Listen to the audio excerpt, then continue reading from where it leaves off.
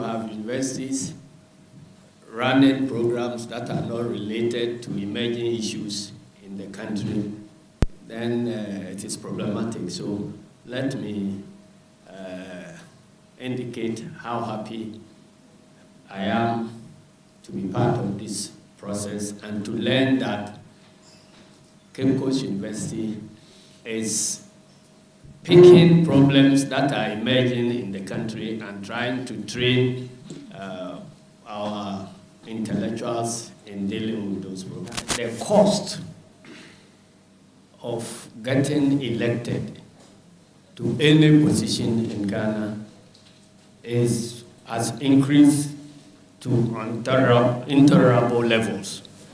And that is the root cause of corruption. So if there is a way in which we can do more research in that field and see how we can clean our politics, it will help us to save this democracy. Because the more the politics becomes monetized, the more you sacrifice merit. And so it's been mentioned, corruption has been mentioned somewhere tangentially, but I prefer that we confront this major topic and then, yes, we confront this major topic about monetization of politics in the country. Again, this emerging problem about religion and politics, I don't see it as a problem of extremism alone. I see a lot of charlatans emerging in our religious scene, proclaiming to be everybody. And then, if you like, threatening politicians, if you don't see me, you can't win. And what they are doing, we are in a country of poverty, and yet the very poor are the people who are being exploited. And then they make money, no taxes, when everybody is growing lean, they are growing fat. And they appear to be untouchable. They can make noise and get away, disturb everybody's sleep. If you talk about it, then you are the son of a devil. Where are we going if the universities don't look at this and then help us to resolve it? Because it's like no politician can talk about them. The security people cannot talk about them. And yet we see that their presence and their increasing numbers is becoming a problem in our society. I think it is something we have to look at. And to support my brother at the other side on recruitment into our security services. Because you see, it is through security people, peace enforcers, and so on and so forth. But if we are not careful, and you structure your security services maybe along ethnic lines, along political lines, or along religious lines, it is better you don't have security at all. Because you are nursing a lion which will come and consume all of us. It has happened in many countries where you see that security services and their bosses are predominantly either belonging to one religious sect or belonging to an ethnic group, and recruitment becomes secret. Nobody knows how recruitments are done. And so introduces indiscipline in the security, because if some big man is the one who put me there, I feel emboldened to disobey the bosses of the security and get away with it. So I think that is also an area which has already been mentioned, and I want to associate myself with it. And then the human security, because you can have all your robust security institutions.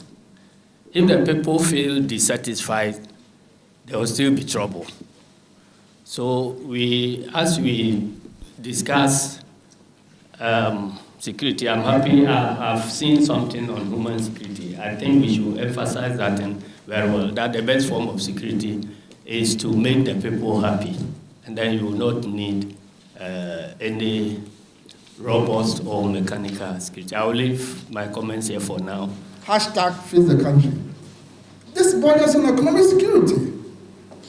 And you see, it's like it's brewing gradually, but there are underlying politics. Yesterday I was listening to a radio station as I was driving down to the office, and it was a commentary or a communication between the NDC and MPP communicators. And the MPP communicator was saying that this whole hashtag thing is being championed by the NDC. And then the NDC guy said, look, this is a countrywide problem. You see, the politics underlying it. Me and you sitting here, we might take it for granted. But these are the issues. These are the challenges that I think we should look at. So with these challenges and the new programs about challenges, the preceding ones I talked about, national development issues and gaps, I am suggesting that when we go to the objectives of the program, I want to hear more from you. When I look at our traditional setup and our political structures in this country, many of those who find themselves at the top, supposedly to be peacemakers, and others are there by default. You are born into the royal family. You ascend the throne because by lineage you are inheriting your uncle or your father, and you become the chief of your village. In the villages, when issues come up or disputes arise, what happens? Let's go into the chief's palace. Once you ascend the throne as a chief or an elder or head of family, everybody, we are made to believe that you are bound in wisdom, you are peaceful, so we forget about your past. But the question is, what is the true character of the person sitting there? Right? So those people ascend to the throne or to a state where they are supposed to be peacemakers or settle disputes by default. They themselves will be more, of litigants than whoever thought. I thought I heard the Commissioner of Police mention the collaboration between your department and the police cadet in recent times. I think that is good. Most of our police officers are there by default. We call them peacemakers. But in entering to the police, we check their backgrounds. She's here, she'll tell you. You know some MP, you know some this thing, they give the list, and then before you are there, they are there. But in recruitment, who are we putting there? I have been in office. People come, oh, Honorable, can you help my son? He has completed the SS. He's been there for 3 years. Police crime, immigration, what is the heart and the wish and will of the person entering the service? Is it of his choice? He gets there by default. That is why the armed robbers and why do they borrow the guns from the police personnel on night duty at the banks? They sit in that, they give them the gun, you go, you bring it in the morning, and bring their share. That's what they do. Yes. But if the person is carved out that I want to be a peace officer, I want to fight crime, this is my business, this is what I want to do in future, you not go lending guns to people to go and steal. You see? But most of these people, like I'm saying, may not be able, by way of qualification, avail themselves to the courses we are talking about. So we should look at identifiable groups, chiefs, and tomorrow the president can decide to appoint any of us as the Minister of Interior. It's political appointments at the discretion of the president. Your party is in power. You have majority in parliament. And then they will vote and approve of you. Is that right? And if you put the person there, who is that person? Somebody is made the chairman of this and so. So I think you may have to, apart from this, identify groups, bodies, and run short courses, because the attainment of peace in any institution or in any community is not the availability of people who can resolve disputes and conflicts when they arise, but it is where the people themselves agree and realize and see the importance of maintaining the peace. So with those short courses, and you could get more people availing themselves and getting the knowledge and all that peace is about and its relation to development. I thank you very much. I think I will avail myself. Is offering any course that will make already made police officers, that somebody will come out and the person has knowledge and skills to even police the country. And thanks be to God, currently we are running a training program together with UCC on security studies for our cadet officers.